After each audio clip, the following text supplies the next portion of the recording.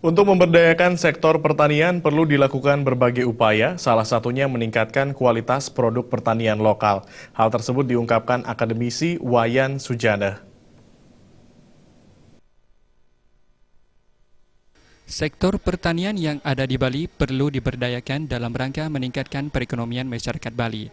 Akademisi Wayan Sujana menyatakan, untuk memberdayakan sektor pertanian perlu dilaksanakan berbagai upaya. Salah satunya meningkatkan produk pertanian lokal seperti buah-buah lokal. Terlebih, hal tersebut telah diatur dalam Peraturan Daerah Provinsi Bali Nomor 3 Tahun 2013 tentang perlindungan buah lokal. Untuk mencapai hal tersebut tidak cukup melibatkan peran para petani saja, namun pemerintah juga berperan penting dalam menunjang untuk menyediakan peneliti dalam meneliti produk-produk pertanian lokal, sehingga kualitas yang dimiliki oleh buah-buahan lokal Bali dapat dibuktikan kebenarannya.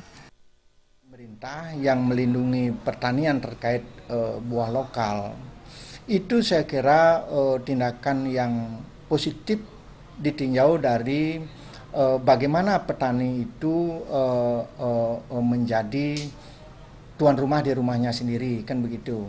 Tetapi konsep seperti itu harus didukung oleh suatu tindakan lebih lanjut. Tidak hanya sebatas seperti itu, yang terpenting saya kira kalau petani di Indonesia itu, saya sih bukan fokusnya di pertanian dalam proses, tetapi saya lihat dari segi ekonomi, petani itu memerlukan suatu model-model hasil penelitian yang bisa menghasilkan suatu output atau produk pertanian yang bisa mengalahkan atau mengungguli buah-buah impor itu. Nah, di sini tindakan pemerintah itu saya kira istilahnya serangan bersegi banyak.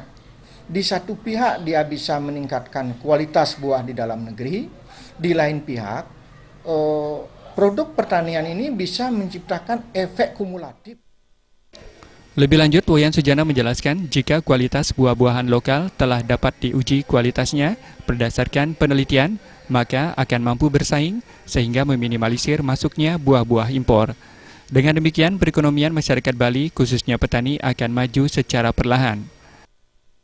Desa Aryani dan Suta Ardana, Bali TV.